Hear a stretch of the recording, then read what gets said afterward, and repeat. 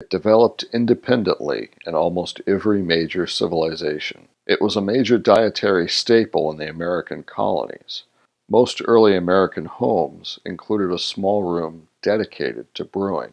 Many of our nation's founders were home brewers, including George Washington, James Madison, and Thomas Jefferson.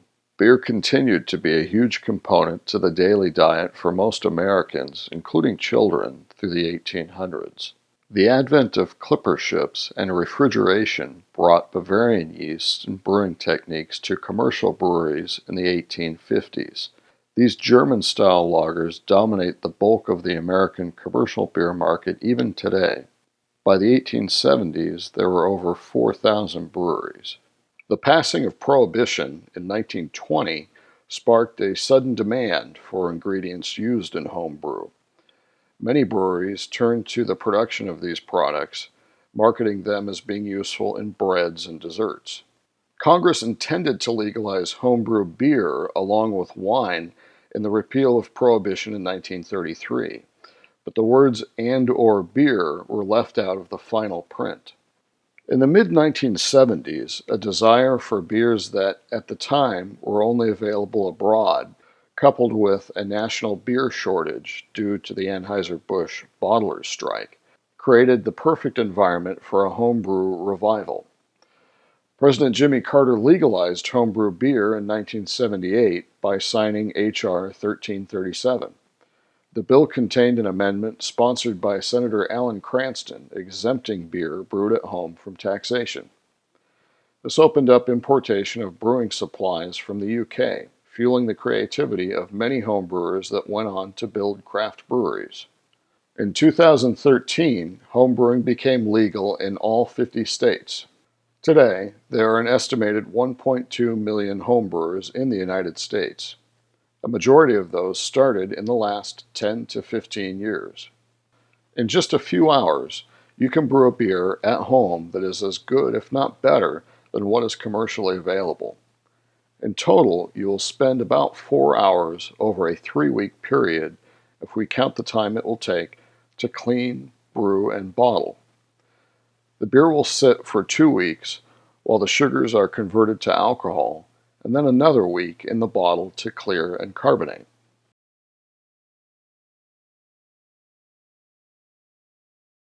We recommend starting with an equipment kit. They contain everything you'll need for your first brew, and you'll generally save a little by buying it all together. Equipment starter kits cost around $150, and ingredient kits cost between $25 and $45. You can reduce the cost of ingredients by moving into more advanced types of brewing. Most recipes have ingredients that are added at different stages, so a timer may be useful. Cloth bags can be used with these additions to reduce sediment. A kitchen scale and measuring cup is also handy for weighing out and measuring ingredients. If your equipment kit does not include a kettle, you'll need one that is at least equal in volume to the batch size, 5 gallons. Most any type of pot can be used. If you go with aluminum, however, do not use brewery cleaning products on it as it will oxidize. Most kits will include a device called a hydrometer, used for determining alcohol content. It can be used directly in a liquid container, but is easier to read in a tall jar. These jars can be easily filled using a turkey baster. Spray bottles make for a convenient way to sanitize on the fly. A notebook is highly recommended. It gives you something to refer back to as you tweak recipes. Finally, you'll need bottles. An amber color works best because they block light that reacts with hops, producing a skunky aroma. Save bottles that use pry-off caps, and you can reuse them with the capper included in the equipment kit. You'll need a little over 2 cases or 48 bottles for a 5-gallon batch. We'll cover additional equipment that can make the process easier and faster as we use them in this tutorial.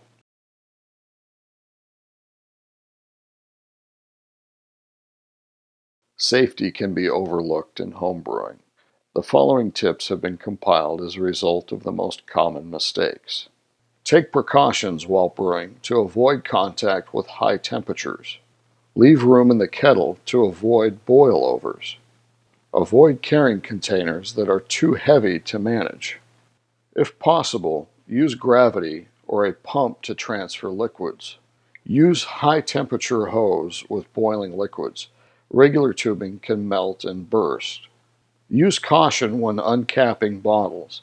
Mistakes can result in overcarbonation. Keep hops out of reach from your pets as they are toxic to dogs and cats. Nitrile gloves are recommended while working with strong acids like cleaning chemicals. Carriers are recommended when transporting glass carboys.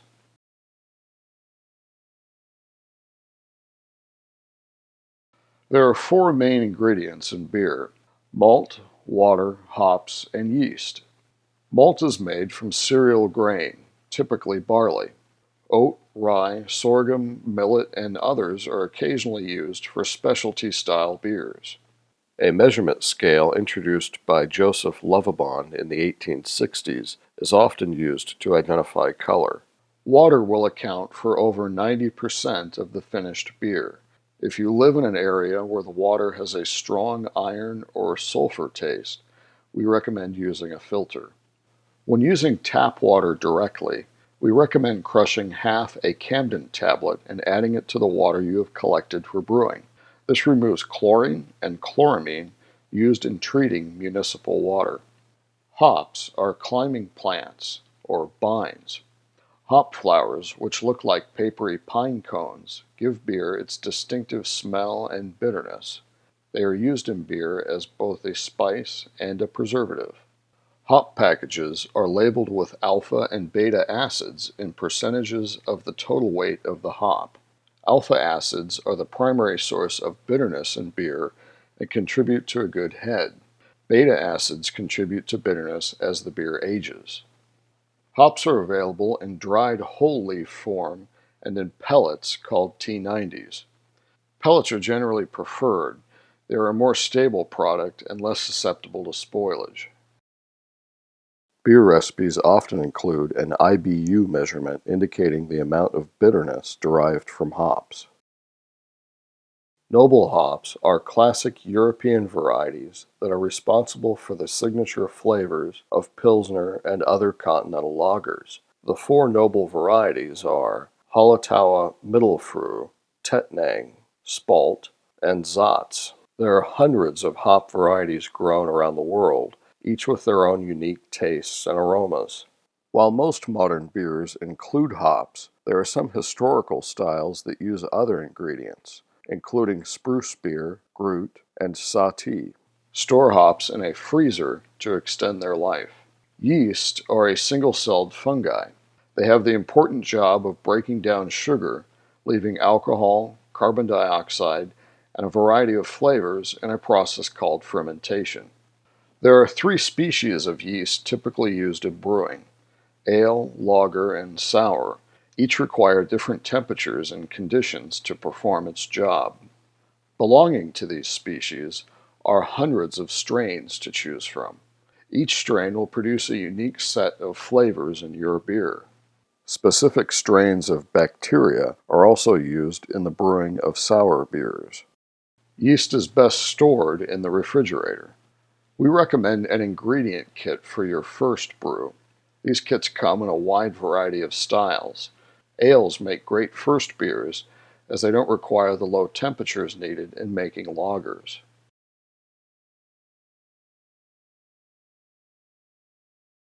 One of the most important steps to successful homebrewing is proper cleaning and sanitizing. We recommend cleaning with a product originally developed for Coors called PBW, or powdered brewery wash. Use 1 to 2 ounces per gallon for cleaning kettles, 3/4 of an ounce per gallon for fermenters, kegs, tanks, and other equipment. Soak equipment overnight in PBW solution and rinse the following morning. No scrubbing is required. After the surfaces have been cleaned, they can then be sanitized with a product like Star San. A dilution of as little as 1 ounce to 5 gallons of water is sufficient. Allow 30 seconds of contact time, No rinsing is required.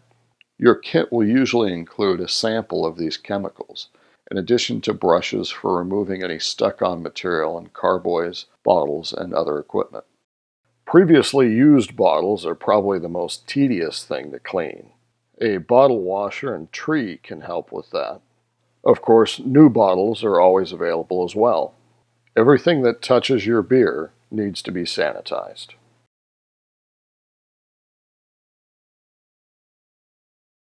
With all your equipment cleaned and sanitized, it's time to start your brew. Take a look at the recipe included in your kit and make a note of when the hops and other ingredients should be added.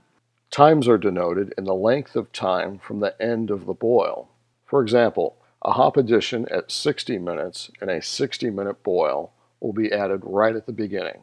A hop addition at 45 minutes in a 16-minute boil will be added 15 minutes into the boil, letting it boil for 45 minutes. Make a note of the optimal fermentation temperature indicated on the yeast package as well. The recipe should also provide original and final gravity numbers. Note these down, we'll discuss their importance later. The kit will also include 6 to 9 pounds of dry or liquid extract. This is the base ingredient you'll be using for your beer. If you're using liquid extract, place the container in hot water so that it will easily pour. Start heating 3 gallons of water in your brewing kettle. If your ingredient kit includes crushed grains, place them in a muslin bag. You can tie the end of the bag to the pot handle to keep the bag from burning on the bottom of the pot. Steep the grains between 150 and 158 degrees Fahrenheit for 15 to 30 minutes. Remove the grain bag and let it drain out. Take the pot off the burner and pour in the extract. Mix continually while adding the extract. We now have what brewers call wort. Bring the wort to boil, stirring every few minutes. Add hops at the time specified in the recipe. Don't cover the pot. Boiling releases volatile compounds that produce off flavors in the finished beer. As the temperature increases, a smooth foam will form on top of your wort. Spraying cold water and stirring will keep the foam from rising over the top or boiling over. Shortly after this point, proteins coagulate, making the wort look a bit like egg drop soup. This is called hot break. A tablespoon of Irish moss or tablet of whirlfloc can be added in the last 10 to 15 minutes to help clarify the beer. After an hour has passed, turn off the burner and let the boil end before moving the pot. During the boil, you achieved a hot break that will help reduce chill haze or a foggy look in your finished beer. You're now going to chill the wort as quickly as possible. Just like in the hot break, you'll see proteins group together and drop to the bottom. This is the cold break. Chilling the wort quickly also reduces the chances of wild yeast or bacteria contaminating the beer. You can accomplish this with an ice bath, placing the pot in another container filled with cold ice water, or by using a wort chiller. Wort chillers are available in a few different types and make this process quick and easy. They typically connect to a standard garden hose and use cold water to quickly lower the temperature of the wort. Bring the pot up to full volume by adding cold water. When the wort is cooled between 70 and 75 degrees Fahrenheit, transfer the wort using an auto siphon into a fermenter, either a glass carboy or food-grade bucket. Brewers refer to this as racking. Try to stay off the sediment bed by keeping the siphon about an inch from the bottom of the pot. This is also a good time to take a hydrometer reading and compare it to the original gravity specified in the recipe. We'll cover how to do this in detail later. Add oxygen or aerate by shaking the fermenter for 45 seconds.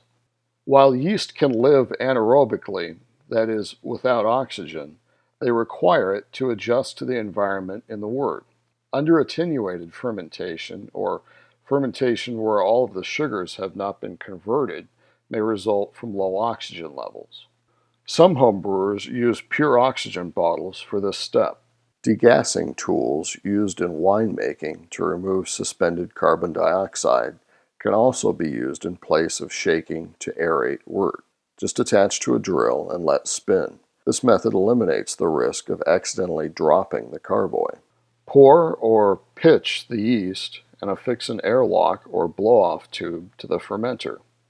Both liquid and dry yeast can be pitched directly into wort, but a starter is suggested when using liquid.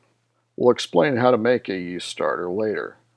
Airlocks and blow-off tubes allow gases released from the fermentation to escape, while preventing air from entering and potentially spoiling the beer.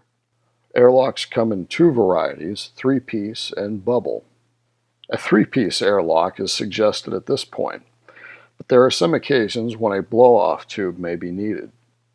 If your recipe specifies an original gravity of more than 1.060, if there is very little headspace, empty space left in the top of the fermenter, or if you're using a Hefeweizen or Belgian yeast, a blow-off tube will prevent the fermentation from overflowing through the airlock.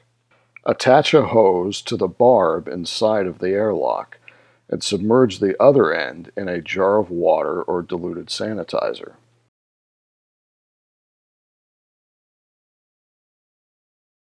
Place the fermenter in a cool place away from light.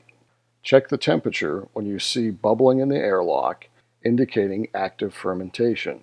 Some yeasts will start in a few hours, others can take up to 48. This period of time is called the lag phase, during which the yeast adjust to their new environment and undergo high growth. With the airlock bubbling away, the yeast have now entered the exponential growth phase, which will last 1 to 4 days. This is when the sugars are consumed and alcohol and CO2 is produced. At the height of this activity, the beer is said to be at high krausen, krausen being the thick foamy head in the top of the fermenter. Stay as close to the optimum fermentation temperature as possible during this stage. Place the fermenter in a tub of water or wrap it in a wet towel to lower the temperature. Some homebrewers use a spare refrigerator and temperature controller to achieve optimal fermentation conditions. Yeast produce a class of molecules called esters at higher than recommended temperatures, leading to fruity aromas and flavors in your beer. If the temperature is too cold, the yeast will go dormant. After 2 to 6 days, or when the bubbling rate in the airlock drops to 1 to 5 a minute, you have the option of transferring your beer into a secondary fermenter. This improves clarity by reducing the amount of sediment in the finished beer. It is suggested if your recipe calls for dry hops or dry spices, that is, hops or additives added at this stage. Use an auto-siphon to rack the beer into a secondary fermenter, being careful not to agitate the beer, which adds oxygen. You want as little empty space, or head space, on the top as possible. In the primary, a protective layer of CO2 is formed. The yeast will rebuild this layer in the secondary. With the completion of the exponential growth phase, we now have green beer. The beer is referred to as green because it does not yet have an acceptable balance of flavors. In the last phase, the stationary phase, the yeast clean up after themselves. They absorb some of the byproducts created in earlier phases, like diacetyl. You will sometimes hear this phase referred to as the diacetyl rest. Now, we wait for the yeast and other sediment suspended in the beer to flocculate, group together, and sink to the bottom. This will take a few days. Is your beer ready to bottle? The best way to tell is to take a hydrometer reading. Place a sample of your wort into a hydrometer test jar. Spin the hydrometer while placing it into the jar to remove any bubbles that might be clinging to it. With the sample at eye level, look to see where the liquid crosses the markings. If the reading is lower or matches the final gravity specified in your recipe, congratulations, you are ready to bottle. If not, wait a few days and check again. A hydrometer measures the density of beer relative to water. Hydrometers will read 1 on the specific gravity scale in 60 Fahrenheit distilled water. Specific gravity is the scale most homebrewers use in the United States. Your hydrometer may also read in Brix or Balling and potential alcohol. The Balling scale is not typically used in the U.S. ABV, alcohol by volume, can be calculated by subtracting final gravity from original gravity and multiplying by 131, or simply subtracting the first reading from the second using the potential alcohol scale. Temperatures below or above 60 Fahrenheit will throw the reading off a bit. Use the chart included with your hydrometer to correct the reading.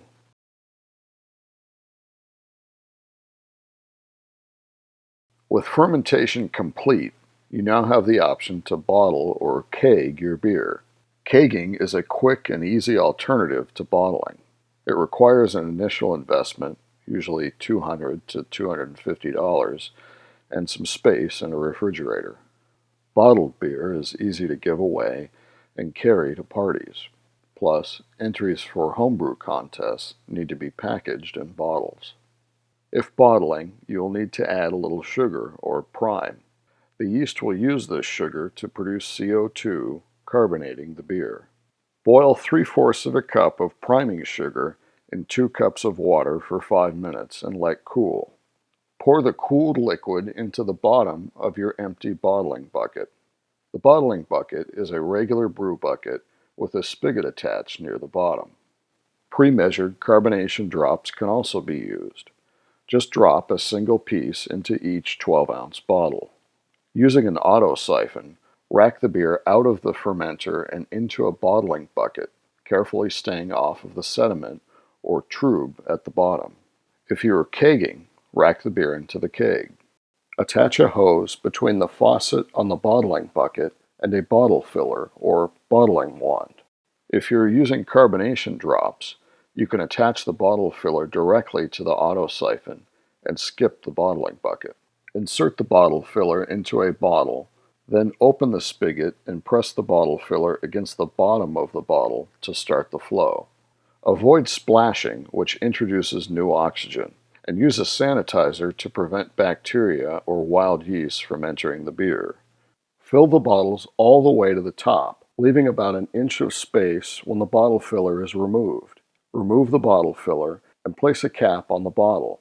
Leave the caps loosely on the top of the bottles for a few minutes before capping them. This will allow some of the carbon dioxide in the beer to displace the air left in the bottle, improving the shelf life of your beer. Cap and let sit for 2 to 3 weeks at room temperature. Your bottles will not carbonate in the refrigerator if you are using ale yeast. If your carbonation seems fine after 3 weeks, but seems to be overcarbonated after 5 to 6 weeks on a consistent basis, reduce the amount of priming sugar. To keg, you will need a kegging system consisting of a CO2 bottle, a regulator, keg disconnects, some hose, and a tap. After filling the keg, connect the gas and set the pressure to around 11 psi. The beer will be ready to serve in 3 to 5 days. An average 5-pound CO2 cylinder will last through about 50 gallons of beer. You can use higher pressures to carbonate faster, just reduce them when the beer is ready to serve.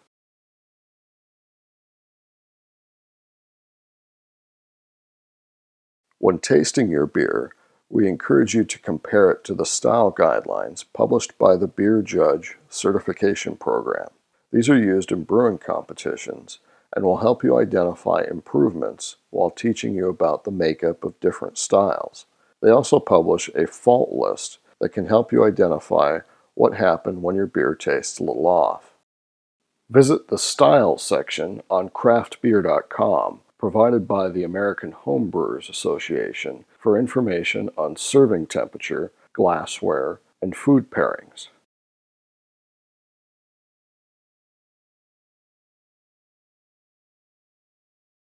Making a yeast starter ensures that your yeast is healthy and increases the cell count. Boil 4 cups of water and a half a cup dried malt extract, DME, for about 10 minutes. Let the wort cool to room temperature and then pitch the yeast. Vigorously shake or swirl the container to get as much oxygen dissolved in the solution as possible. Cover the container with foil or use a foam stopper. Keep the starter at room temperature for 12 to 18 hours on a magnetic stir plate or occasionally shaking it to keep the solution aerated. When ready, pitch the starter into your wort. If you're using dry yeast, rehydrating it in water before pitching is recommended. Boil 1 cup of water and then mix the yeast when the temperature cools to 95 to 105 degrees Fahrenheit.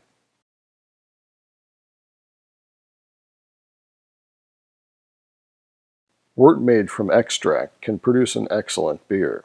We suggest starting with this method to get an idea of what to expect from your home brew. In this next section, we'll introduce all-grain brewing, a method for creating wort from crushed grain through a process called mashing. Before we dive into all-grain brewing, let's revisit equipment.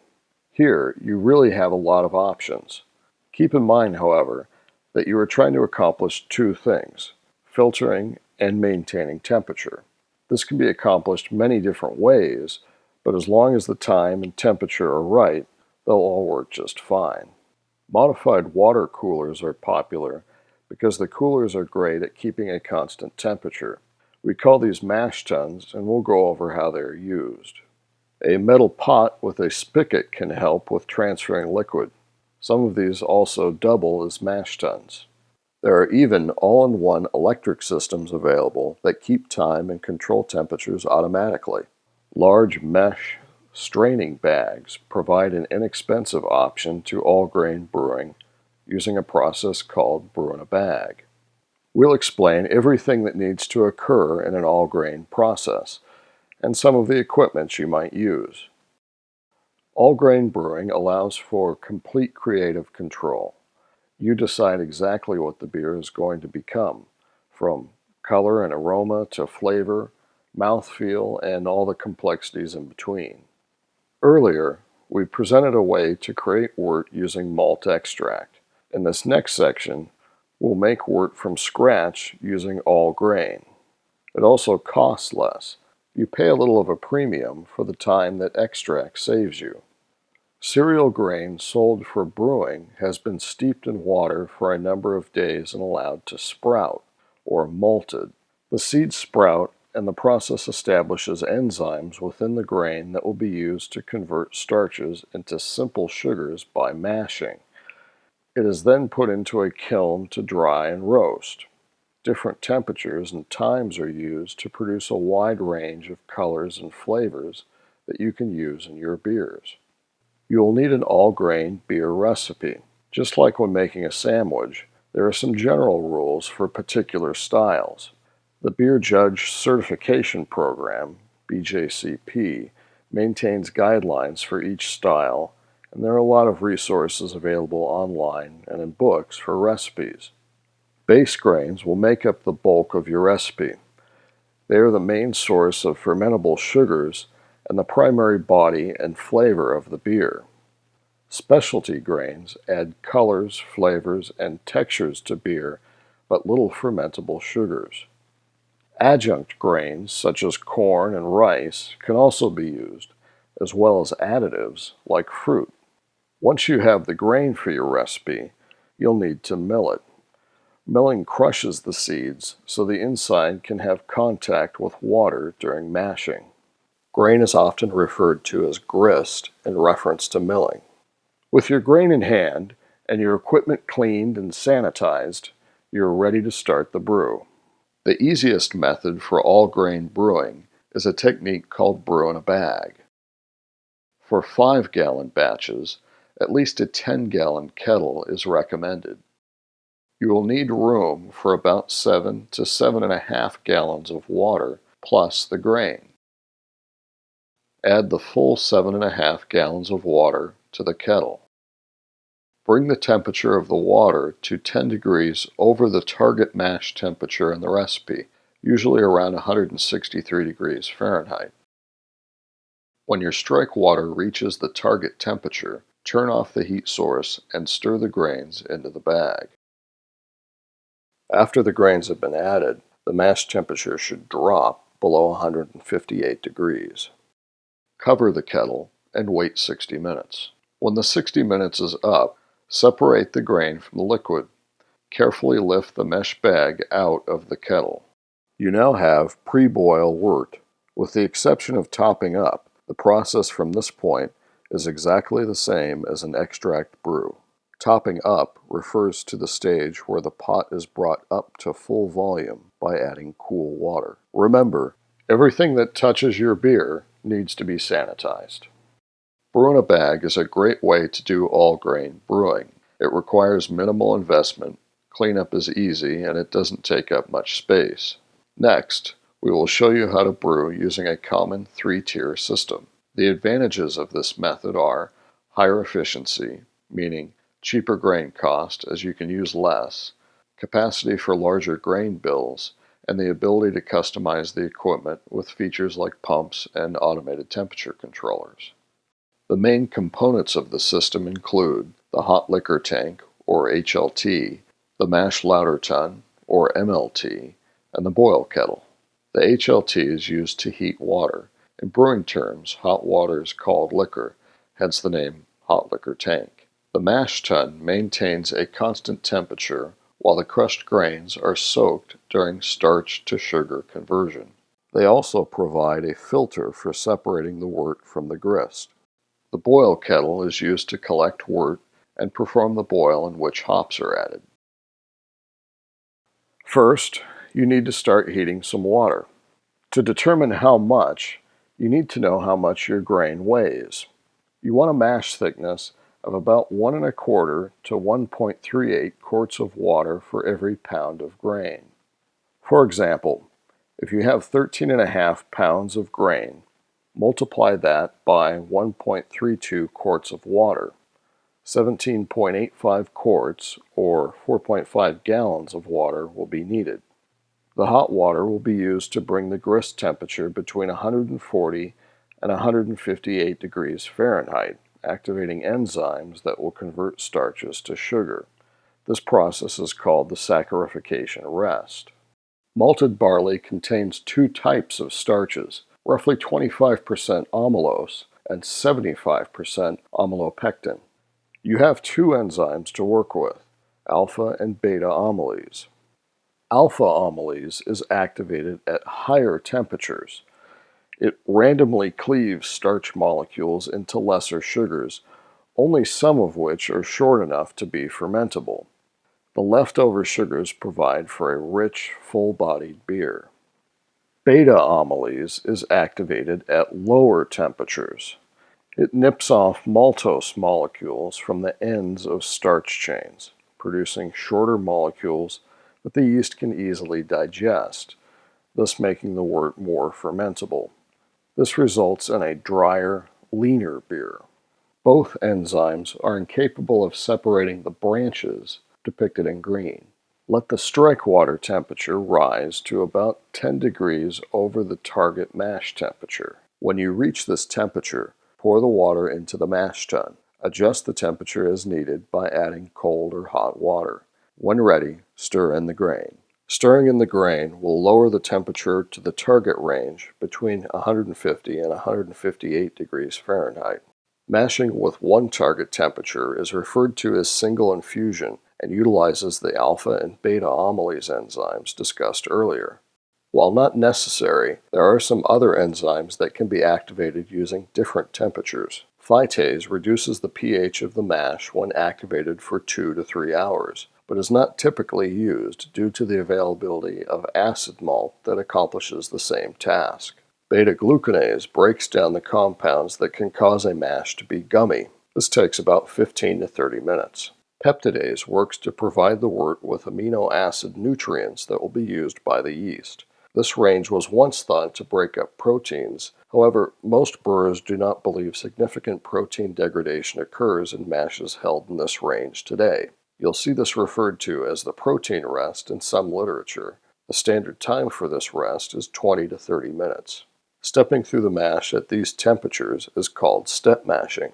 There's also a third type of mashing called decoction, in which a portion of the grains are boiled and then returned to the mash. The method was used in Germany to achieve a step mash before the advent of thermometers, and is still used today. Using pH strips, check the pH of the mash. Ideally, you want something close to 5.2. A tablespoon of stabilizer solution can be added to correct this if it is off. Let the grain sit for about an hour. While the mash is resting, start heating about 5 gallons of water to rinse the grain with, or sparge. We'll explain the math, but using the batch size for this volume works as a good rule of thumb. The grain will absorb about 1/8 of a gallon of water per pound. So, for example, you will lose 1.7 gallons with 13.5 pounds of grain, 13.5 times 0.125. You will also lose about a half a gallon in the sediment or trub at the bottom of your mash tun. Subtract these two numbers from the total water you originally added to the mash. When you boil for an hour, you lose about 1.5 gallons to evaporation. Just like in the mash tun, you'll also lose about a half a gallon to trub as well. So, add 2 to the amount of water needed for 5 gallons. For example, if you started with 4.5 gallons and lost 2.3 gallons in the mash, add 2.7 gallons to bring the volume back up to 5 gallons, and then add another 2 to compensate for the loss.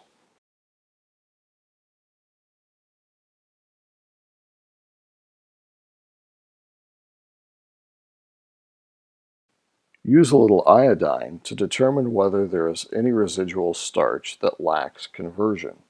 Drop some iodine into a shallow sample of cool mash on a white dish. Be sure no grain material is present. This will yield a false positive. If the iodine color ranges from yellow to amber, conversion is complete. If the iodine turns dark purple to black, give the mash another 15 minutes and repeat the test. When conversion is complete, collect a pitcher of runnings and return them into the mash tun. Do this several times. This recirculation filters the wort and settles the grain bed in a process known as Vorlauf. Slowly drain the wort into your kettle. When your sparge water reaches 175 to 180 degrees Fahrenheit, add it to the mash and stir. This will raise the mash temperature between 165 to 170 degrees Fahrenheit in a step called mashing out. This step thins the mash and halts enzyme activity. Temperatures above 170 degrees Fahrenheit can release tannins from broken husks, so try not to overshoot. Vorlauf once again, then drain the rest of the runnings into your kettle. It should be noted that there are two common methods used to sparge, fly and batch. In fly sparging, the wort is slowly drained while water is evenly poured over the top of the grains at the same rate. This process is efficient in that it extracts most of the sugars, but is time-consuming, taking up to an hour or more. In batch sparging, the wort is first drained. Sparge water is then added and stirred into the grain bed. After sitting for about 10 minutes, the wort is Vorlaufed and drained. Rice hulls are often mixed into the grain to prevent the sparge from becoming clogged or stuck. The combined process of mashing out, Vorlauf, and sparging is called lautering. That's it. You've created your own wort from scratch, ready for the boil. Everything from this point on is exactly as it would be for an extract brew. Like learning how to cook or to play an instrument, home brewing is an avenue for personal growth. It can reward you with a truly exceptional product that can be shared with friends and family. It's a gateway to push yourself intellectually in a myriad of directions and blend with other skills and hobbies. Perhaps most importantly, it's a way to de-stress. Relax, don't worry, have a home brew. We hope you've enjoyed this introduction to brewing and that you'll come visit. We carry a complete selection of quality equipment and ingredients for making beer and a lot more. We're located in San Dimas, California, off the 57 and 210 freeways.